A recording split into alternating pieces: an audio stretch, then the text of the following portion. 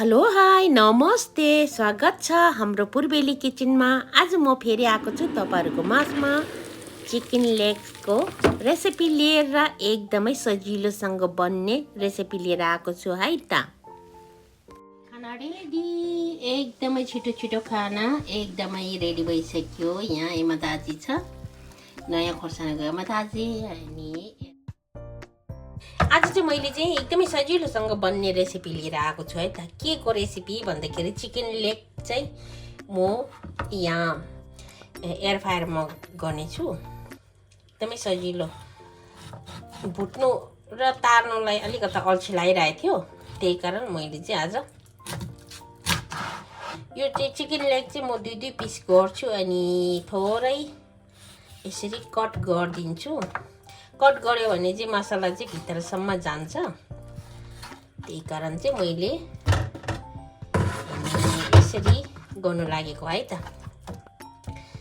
बिचबाट काटेर यसलाई चाहिँ दुई दुई टुक्रा गरिदिएको छु।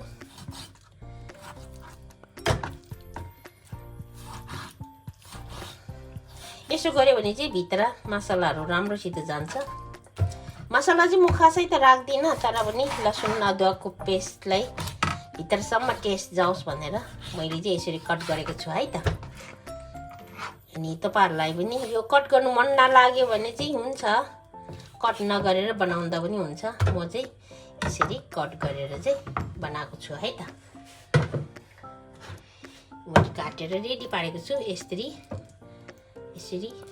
दुई दुईवटा कट गरेको छु।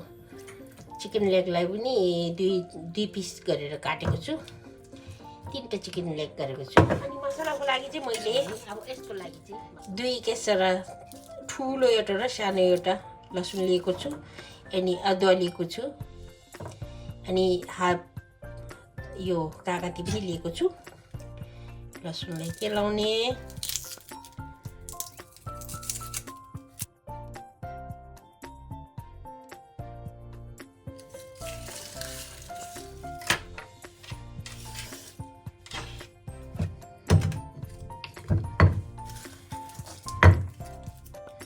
मैले लसुन र अदुवालाई केलाएर राखिसकेको छु। अब हामीलाई चाहिन्छ नुन। थोरै नुन हालिदिएँ मैले। यो चिकन रोस्ट गर्नुको लागि चाहिँ अदुवा र लसुन चाहिँ भरिपूर्ण हाल्यो भने चाहिँ टेस्ट त्यसमै राम्रो आउँछ। म यसलाई मिन गरेर पेस्ट गरिदिन्छु है त। ल मैले अदुवा लसुन पनि पिनिसकेको छु। एकदमै मसिनो गरेर पिने मैले। नुन हालेर मजाले पिनेको छु।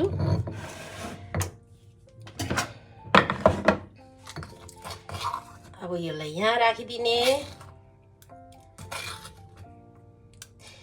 हामीले चाहिँ यो मासुहरू चाहिँ एयर फ्रायरमा पोले पनि ओभनमा पोले तापनि यसको लागि चाहिँ एकदमै सिम्पलसँग अदुवा लसुन चाहिँ भरिपूर्ण राख्नुपर्छ।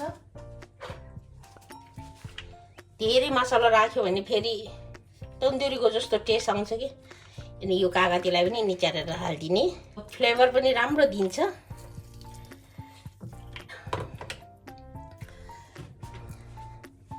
अनि त्यो माथि थोरै नुन हालिदिने। अघि लसुन र अदुवा पिन्दा पनि नुन हालेको छु र धेरै हाल्नुपर्ने जरुरत छैन। अनि यसको लागि चाहिँ रातो धुलो खोर्सानी, यो चाहिँ कलरको लागि र थोरै पिरो पनि हुन्छ है त। म चाहिँ यति राखिदिन्छु। थोरै डार्क सोया सस पनि राखिदिउँ, धेरै नराख्ने। डार्क सोया सस चाहिँ थोरै मात्रै राखेँ मैले। अब चाहिँ हामीले मजाले मोलिदिने है त। मैले थोरै बेसार पनि राख्दैछु। मैले चाहिँ 5 खाले सामान मात्रै, 5वटा सामान मात्रै राखेर चाहिँ आज चिकन चाहिँ म्यारिनेट गर्दैछु है त। अदुवा र लसुनले 2टा, नुनले 3, अनि खोर्सानीको धुलोले 4, बेसारले 5। त्यति भयो भने चाहिँ एकदमै राम्रो हुन्छ। यसलाई चाहिँ अब राखिदिनुपर्छ हामीले 1.5 घन्टा, 1 घन्टा 1.5 घन्टा राखिदिने। यसलाई मजाले छोपेर राखिदिने है त।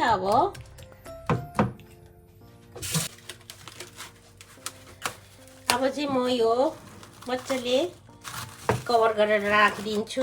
1-1.5 घन्टाको लागि चाहिँ यसलाई यसरी मेरिनेट गरेर राखिदिने।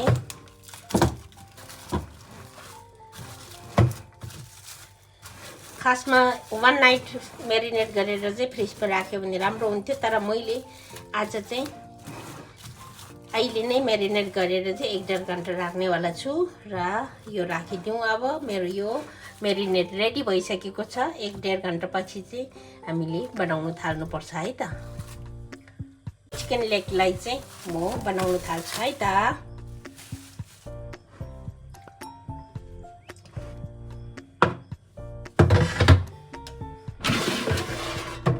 अब चाहिँ हामीले यो चाहिँ मैले बिना तेल मोलेको हो।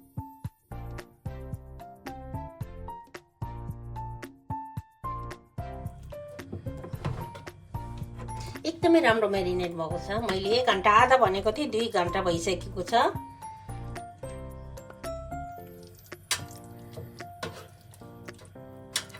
टाइम यति छिटो जान्छ कि।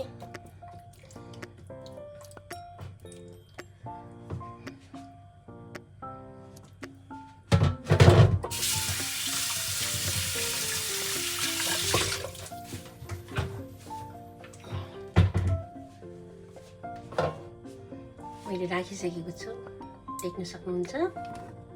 यहाँ हामीले चिकन यसरी मिलाएको छु।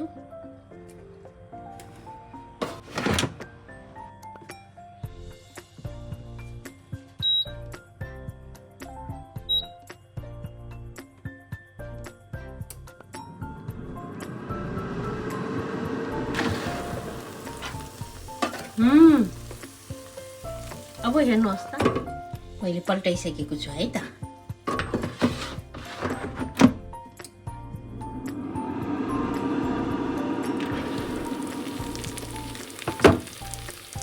मैले चाहिँ 4 मिनेट बाँकी हुँदाखेरि नै निकालेको छु है त।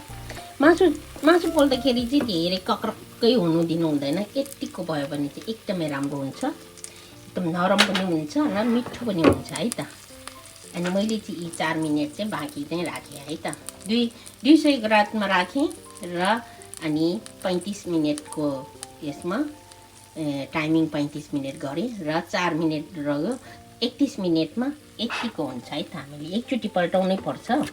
अनि यस्तो हुन्छ, हेर्नुहोस् त, हेर्दै खौँ लाग्दो चिकन लेग यस्तो भएको छ। एकदमै राम्रो दामी भएको छ है त। हेर्नुहोस् त,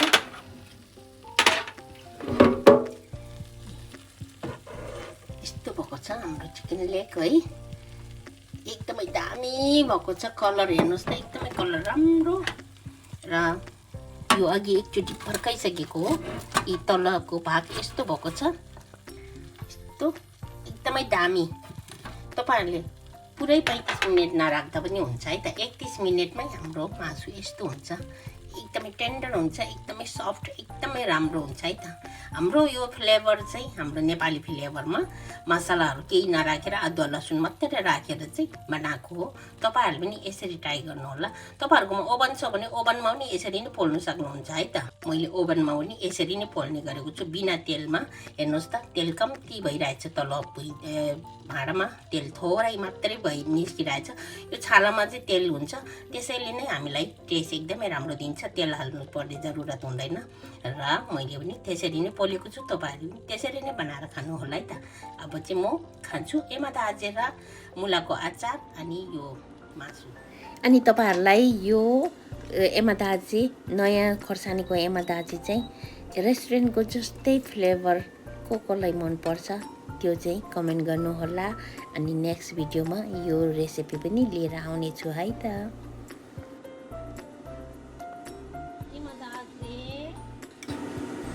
नयाँ खोर्सानीको एमादाजे, नयाँ खोर्सानीको एमादाजे खतरा भएको छ।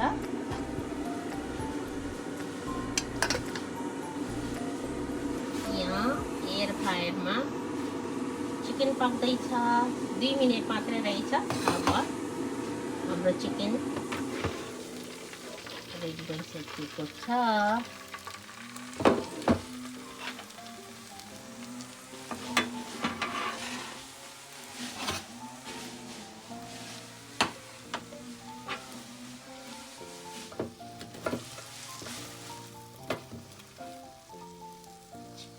चाहिँ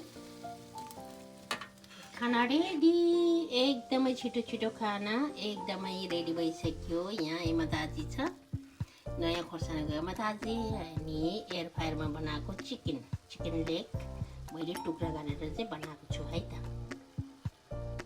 मैले चाहिँ खाना सर्भ गरेर रेडी बनाएँ। यहाँ चाहिँ छ एमा दाजी, नयाँ खोर्सानीको एमा दाजी। यहाँ चाहिँ मुला कोरेर बनाएको मुलाको अचार, टमाटर हालेर, अनि यो चाहिँ एयर फ्रायरमा बनाएको चिकन लेग हो, तर मैले टुक्रा गरेर चाहिँ दुई टुक्रा बनाएको छु। यहाँ चाहिँ मैले 3 टुक्रा हालेको छु।